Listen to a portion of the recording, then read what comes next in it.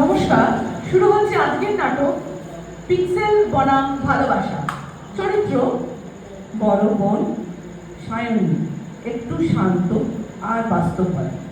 ছোট বোন রিনি সোশ্যাল মিডিয়াতে আসক্ত, সব কিছুর মধ্যে শো অফ খোঁজে।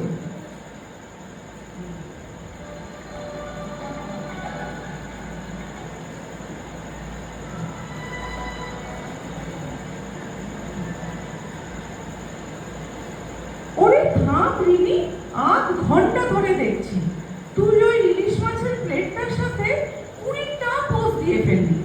মাছটা তো ঠান্ডা হয়ে জমে গেল। দিদি থামো তো, জাস্ট এক মিনিট। মা যা সুন্দর করে সাজিয়ে দিয়েছে না, জাস্ট ফাটাফাটি।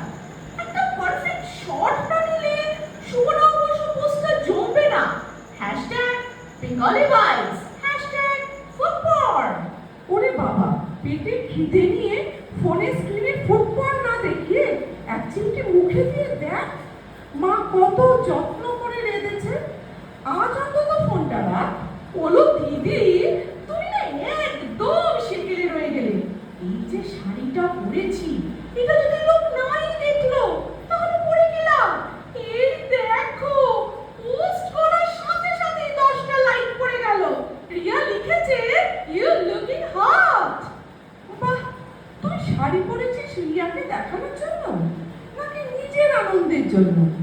আমাদের সময় নববর্ষ ছিল নতুন জামা পরে বড়দের প্রণাম করা আর এক থালা মিষ্টি খাওয়া।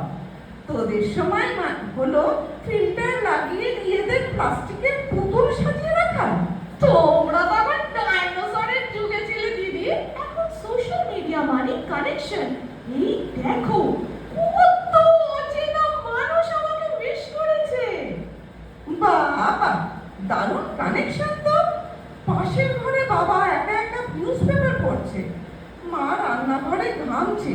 তাদের সাথে তোর কোনো কানেকশন নেই, কিন্তু 7 সমুদ্র পারে কোন রিয়া তোর ছবি দেখে হট লিখলো, তোর নববর্ষ সার্থক হয়ে যাচ্ছে।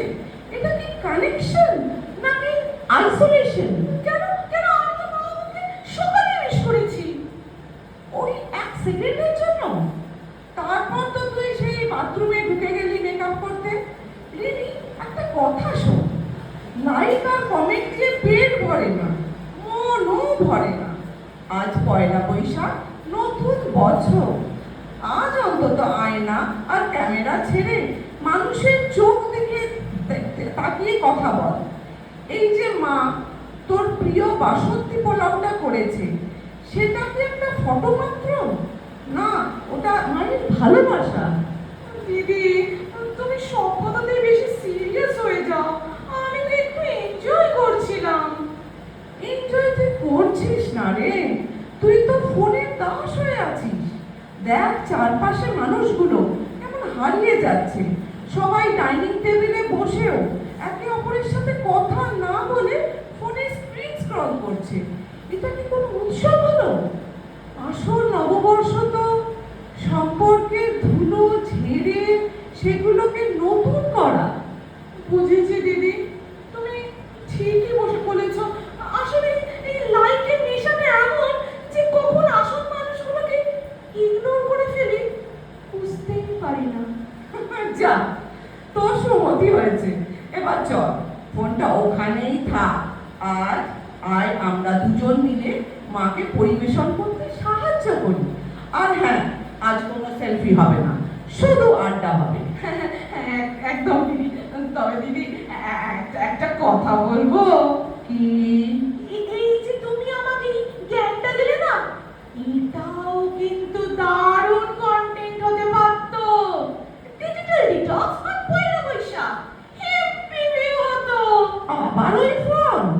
তুই আর শুধরবি না। আয় আয় বলছি।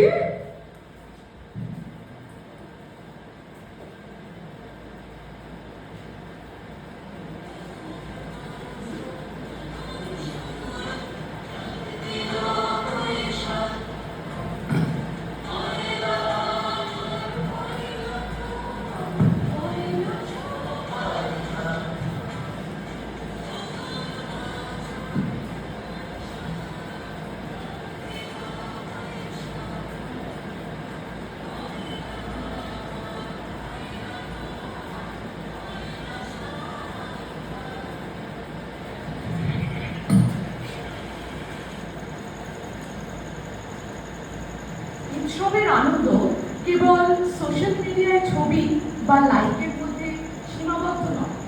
পরিবারের সাথে সময় কাটানো এবং সত্যিকারের মানবিক সম্পর্কগুলো উদযাপনের মধ্যে এই উৎসবের আসল উদ্দেশ্য। ডিজিটাল দুনিয়ার মনে পড়ে আমরা যেন রক্ত মানুষের মানুষগুলোকে ভুলে না যাই।